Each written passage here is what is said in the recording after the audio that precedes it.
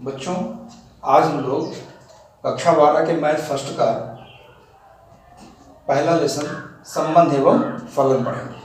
तो संबंध एवं फलन, जैसा कि आप लोग कक्षा 11 में भी पढ़ चुके हैं, संबंध एवं फलन के बारे में आप जानते हैं। तो सबसे पहला काम, कक्षा 12 में जो संबंध एवं फलन दिया हुआ है, इसमें सबसे पहले हम संबंध के बारे में जान लेते हैं। संबंध के बारे में वो पुरानी चीजें जान लेते हैं जो हम कक्षा 11 में पढ़े हैं, ज्यादा नहीं, थोड़ा सा इससे इंट्रोड्यूस हो जाते हैं। तो संबंध जानने के लिए सबसे पहले हमें क्या जानना होगा? तो संबंध जानने के लिए सबसे पहला काम, हमें क्रमित युग्म को जानना होगा। क्रमित युग्म क्या है? ऑर्डर्ड पेयर, क्रमित युग्म। इसमें आपको बता बेटा, क्रमित युग्म, संबंध एवं फलन पढ़ने के लिए हमें कुछ मुख्य बिंदु हैं जो पढ़ने पड़ेंगे। तो सबसे पहला काम, संबंध जानने के लिए हमें क्या जानना होगा? क्रमित युग्म। क्रमित युग्म के बाद दो समुच्चयों का कार्तीय गुणनफल। पहला हो गया हमारा ऑर्डर्ड पेयर, दूसरा क्या हो गया? Cartesian multiplication of two sets. ठीक, हमें दो समुच्चयों का कार्तीय गुणनफल जानना होगा। कक्षा 11 में हम लोग पढ़ चुके हैं, लेकिन एक बार इस पर फिर थोड़ा सा फोकस करेंगे ताकि आपको एक बार मेमोराइज हो जाए कि इन सब चीजों में क्या था। इससे हमको संबंध को समझने में और इसको गणितीय रूप में लिखने में सुविधा और आसानी होगी। तीसरा क्या है? संबंध। संबंध के बारे में जानेंगे। तो संबंध के बारे में हम क्या जानेंगे? क्लास 11th में हमने सबसे पहले संबंध में क्या पढ़ा था? संबंध की परिभाषा पढ़ी थी और संबंध का प्रांत, सहप्रांत एवं परिसर। ठीक, डिफिनीशन पढ़ी। संबंध का प्रांत, डोमेन, सहप्रांत, कोडोमेन और परिसर, रेंज हमने पढ़ा। यहाँ पर हम इसके बारे में भी थोड़ा सा जानेंगे और उसके बाद संबंधों का निरूपण, जैसे हम समुच्चय का निरूपण करते थे वैसे ही संबंधों का भी निरूपण, यानी रिप्रेजेंटेशन ऑफ रिलेशन। तो संबंधों का निरूपण भी हम वैसे ही करेंगे। तो निरूपण की कौन कौन सी विधियां हैं? निरूपण की मुख्यतः 5 विधियां हैं। इन 5 विधियों में से जिनकी हमें ज्यादा आवश्यकता पड़ेगी, हम उन्हीं पर फोकस करेंगे। 5 विधियां कौन कौन सी हैं? रोस्टर विधि, ये हमने आपको समुच्चय में क्लास 11 में बताया गया होगा। समुच्चय निर्माण विधि, फिर 3 आरेख विधि और चौथा है ग्राफ विधि, पांचवा है सारणीबद्ध विधि। इनमें से ये 2 विधियां सबसे ज्यादा इंपॉर्टेंट हैं, जिनका यूज बार बार होता रहता है, इसलिए हम केवल इन्हीं दोनों पर ही फोकस करेंगे। इसके बाद प्रतिलोम संबंध, क्योंकि कक्षा 12 में जो आप संबंध पढ़ोगे उस पर जो प्रमेय है वो प्रमेय प्रतिलोम संबंध पर ही है, इसलिए हम प्रतिलोम संबंध को भी थोड़ा सा जानेंगे। एक बार देखेंगे कि प्रतिलोम संबंध क्या होता है, उसकी परिभाषा क्या है। फिर इसके बाद हम आएंगे संबंधों के प्रकार पर। उसके बाद हम आएंगे संबंधों के प्रकार पर, जो कि हमारे क्लास 12 का यहीं से लेसन स्टार्ट होगा। संबंधों के प्रकार, टाइप्स ऑफ रिलेशंस। यहां पर हमने तो केवल पिछले क्लासेस में जो कुछ पढ़ा था उनको हमने मेमोराइज किया। मेमोराइज इसलिए किया ताकि हमें यह समझने में ज्यादा आसानी हो सके। तो हम क्या पढ़ेंगे? संबंधों के प्रकार। संबंधों के प्रकार में संबंध कितने प्रकार के होते हैं? पहला है रिक्त संबंध। रिक्त संबंध क्या होता है? जैसे रिक्त समुच्चय होता है वैसे ही रिक्त संबंध भी होता है। हम रिक्त संबंध के बारे में जानेंगे, इसकी परिभाषा को जानेंगे और कुछ एक आध उदाहरण से इसको समझेंगे भी। और उसी तरह से यूनिवर्सल सेट जैसे होता था, यानी सार्वत्रिक समुच्चय जैसे होता था, वैसे ही हम सार्वत्रिक संबंध के बारे में भी जानेंगे, इसकी परिभाषा को समझेंगे और साथ में एक आध उदाहरण से इसको भी समझेंगे। फिर आता है द्विआधारी संबंध, जो कि मोस्ट इंपॉर्टेंट है। सबसे ज्यादा क्वेश्चंस आपको इसी पर बेस्ड मिलेंगे, इसलिए हम इसको कायदे से पढ़ेंगे। द्विआधारी संबंध क्या है, इसकी परिभाषा क्या होती है। फिर इसके बाद इसके कितने प्रकार होते हैं? इसके प्रकार होते हैं 5 प्रकार मुख्यतः होते हैं। कौन कौन सा है?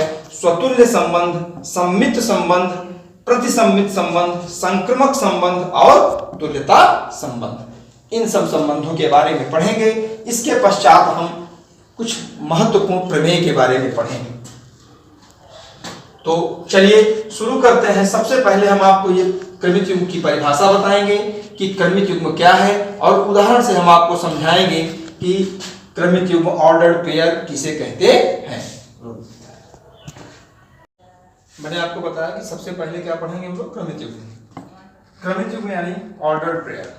ऑर्डर्ड पेयर क्रमित युग्म कहते किसे हैं?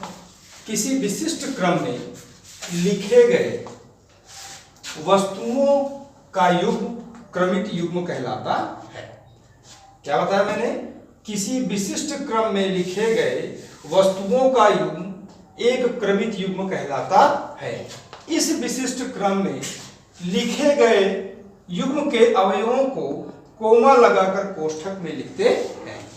अर्थात एग्जाम्पल के तौर पर यदि हम स्मॉल ब्रैकेट में इस तरह से a कामा b लिख दें तो a को प्रथम घटक व b को द्वितीय घटक कहते हैं और इसी को हम क्रमित युग्म कहते हैं।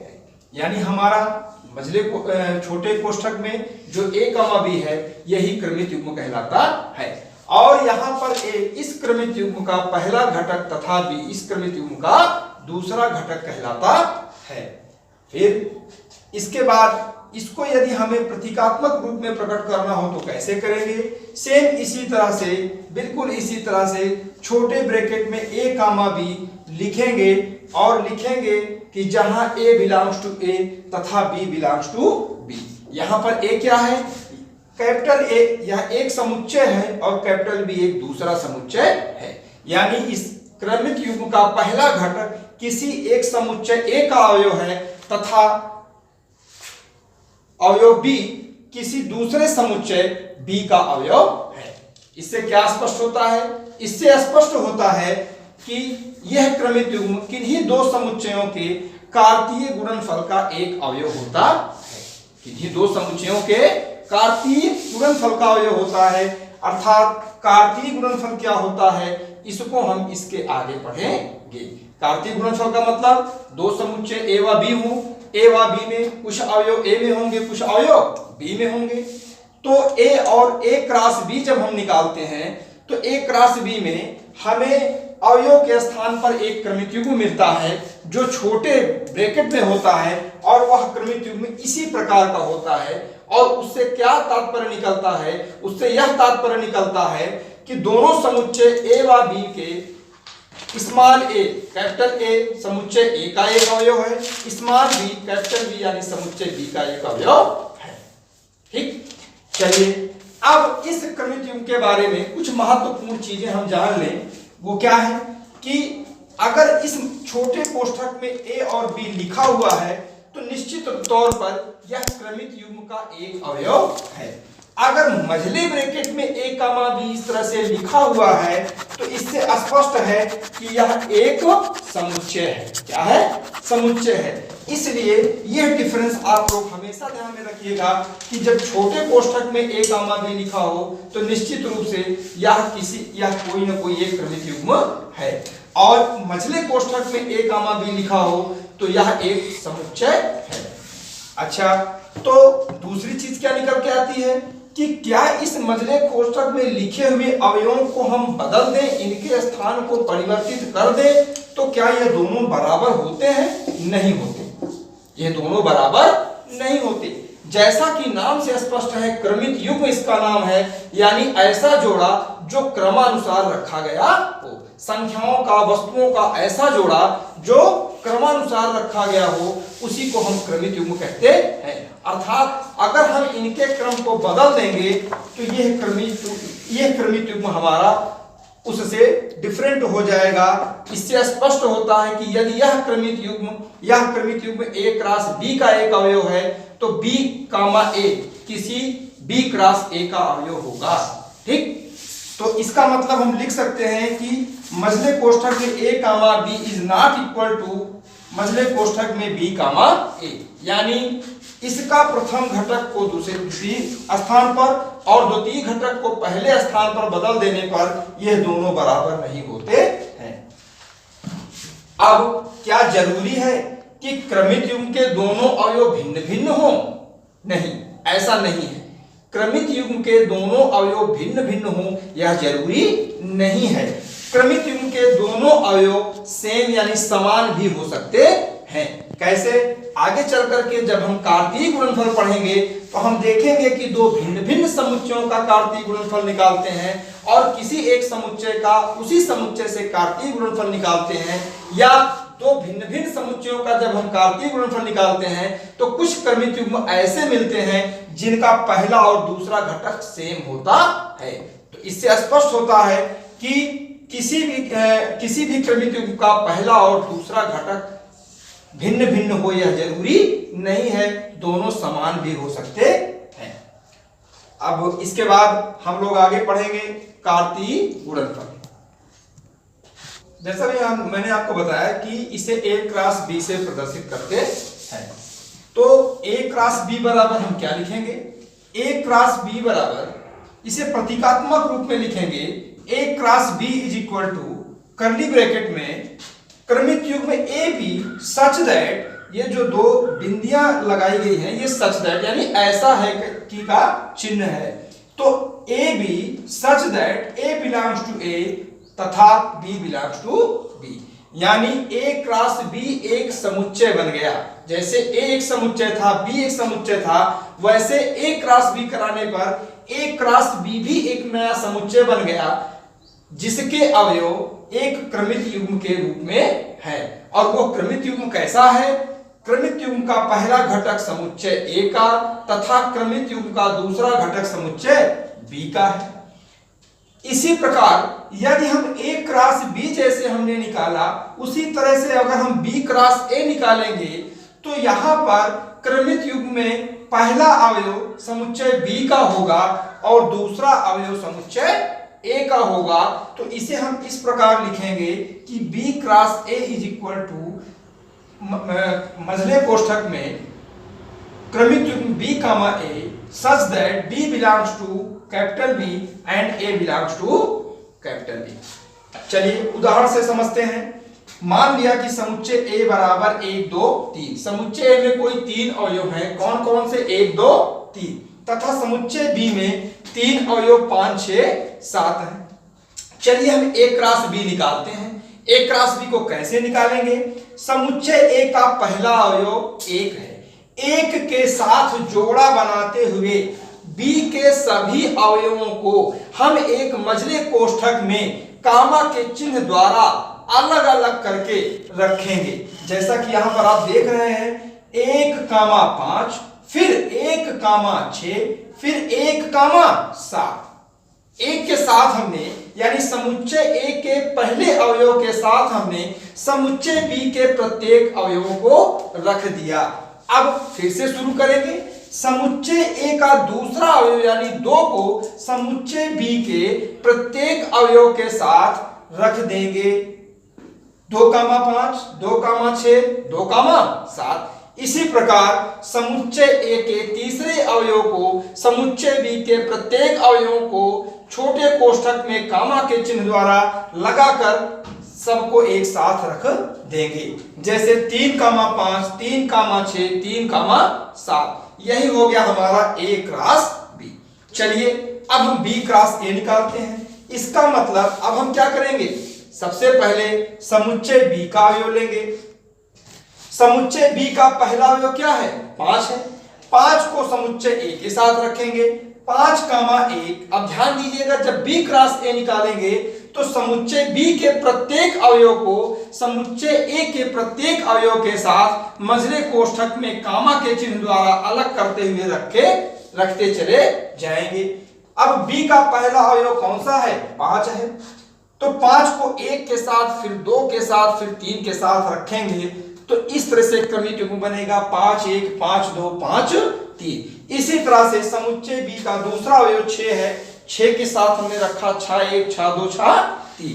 इसी प्रकार 7 1 7 2 7 3। तो यहां पर हमें 2 अलग अलग समुच्चय मिल गए। एक मिला A क्रॉस B, दूसरा मिला हमको B cross A।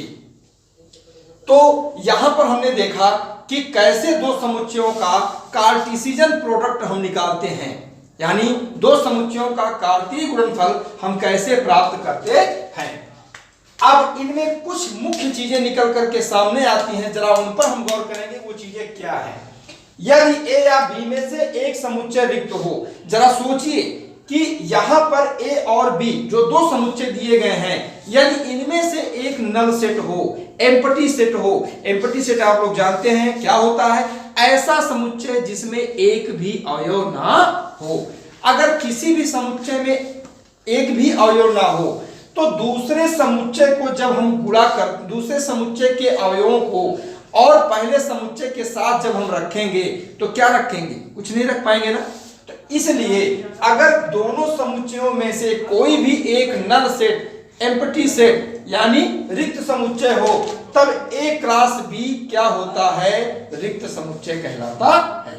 A cross B क्या होता है, रिक्त समुच्चय होता है। दूसरी चीज, अगर A क्रॉस B रिक्त समुच्चय है तो क्या जरूरी है कि A ही हमारा नल सेट हो, नहीं, B भी नल सेट हो सकता है या दोनों हमारे नल सेट हो सकते हैं। तो इस कंडीशन में भी A क्रॉस B हमारा क्या होगा, नल सेट होगा।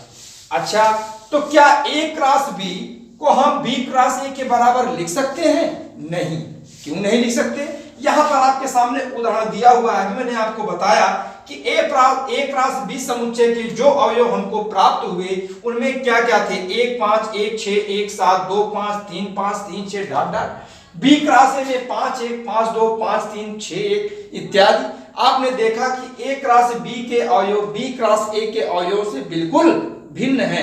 इससे स्पष्ट होता है कि A cross B is not equal to B cross A, यानी A क्रॉस B कभी भी B क्रॉस A के इक्वल नहीं हो सकता।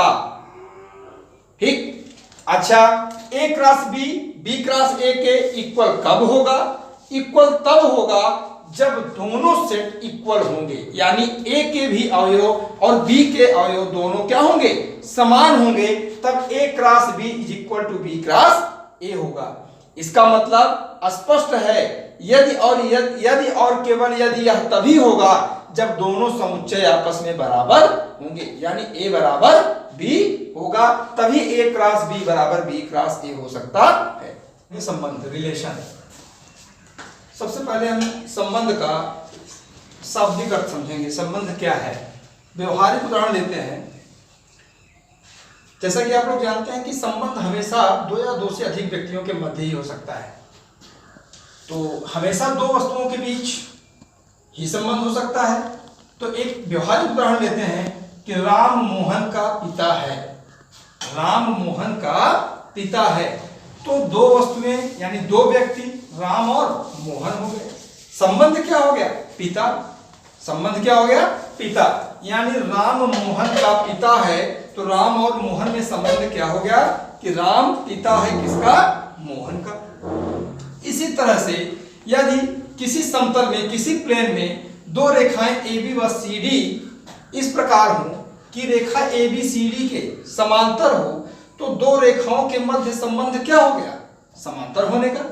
दो रेखाओं के मध्य संबंध किस बात का हो गया, समांतर होने का। यही इनकी पहचान हो गई कि किसी समतल में, किसी प्लेन में दो रेखाएं इस प्रकार हैं कि दोनों एक दूसरे के समांतर हैं, तो इन दो रेखाओं के मध्य संबंध क्या हो गया, समांतर। अच्छा, चलिए एक एग्जांपल लेते हैं और उस एग्जांपल से हम समझते हैं कि संबंध है क्या चीज।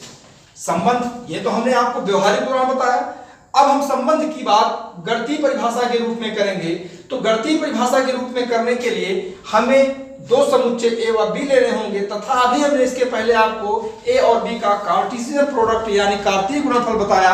उस कार्तीय गुणनफल के माध्यम से हम आपको उस समुच्चय से प्राप्त होने वाले क्रमिक युग्मों में एक संबंध दिखाएंगे और बताएंगे कि यह संबंध हमेशा A क्रॉस B में उपस्थित होता है, और उसकी गणितीय परिभाषा भी हम आपको बताएंगे।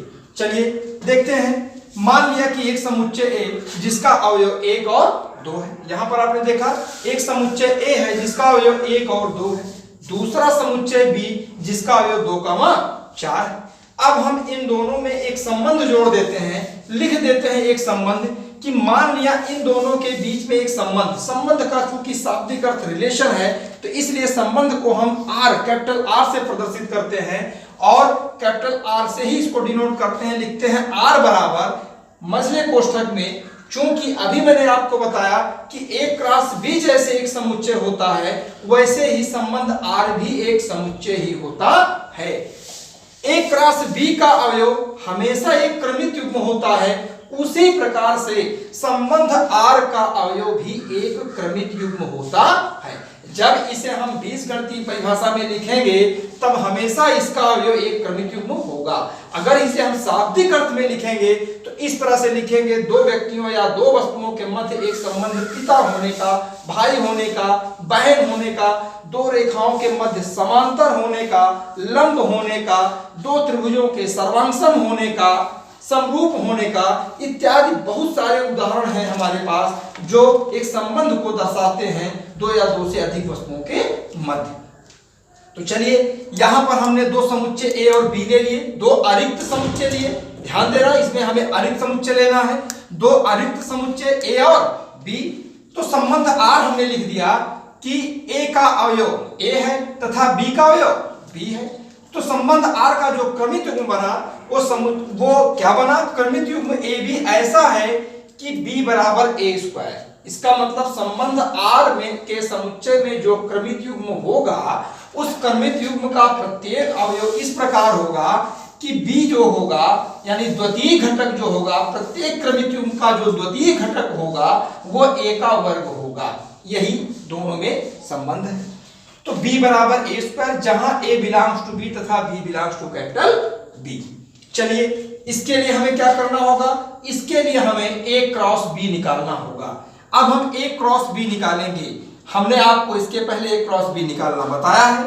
समुच्चय a को देखेंगे, समुच्चय b को हम स्थिर रख देंगे और समुच्चय a के प्रत्येक अवयव को समुच्चय b के प्रत्येक अवयवों के साथ कामा, छोटे कोष्ठक में कामा के चिन्ह के साथ अलग करके रखते हुए चले जाते हैं। तो a क्रॉस b क्या बनेगा? 1 कामा 2 1 कामा 4, 1 कामा 2 1 कामा 4, 2 कामा 2 2 कामा 4। तो हमारा a क्रॉस b में कुल कितने अवयव आ गए? 1 2 3 4। अब जरा देखते हैं कि जो संबंध हमने यहां पर लिखा था इस क्रमित युग्म के किस अवयव पर यानी या a क्रॉस b के अवयवों के किस क्रमित युग्म पर यह लागू होता है। चलिए a क्रॉस b के अवयवों के क्रमित युग्म में हम देखते हैं कि संबंध r की b बराबर a स्क्वायर किस पर लागू होता है? 1 और 2 पर क्या लागू होता है? क्या 2 1 का वर्ग हो सकता है? नहीं। क्या 4 1 का वर्ग हो सकता है? नहीं। 2 2 का वर्ग हो सकता है? नहीं। 4 2 का वर्ग है, यानी यह संबंध इस क्रमित युग्म पर लागू हो रहा है। अर्थात संबंध आर, समुच्चय आर का जो अवयव होगा वो यही क्रमित युग्म होगा। तो आर बराबर हमने क्या लिख दिया? 2 कामा 4। तो आपने देखा संबंध आर किन्हीं दो समुच्चयों ए व बी के कार्तीय गुणनफल का एक परिणाम होता है। अर्थात हम कह सकते हैं कि संबंध R is subset of A cross B, यानी संबंध आर उप समुच्चय होता है a क्रॉस b का। अब इसी आधार पर हम इसकी गणितीय परिभाषा निकालेंगे।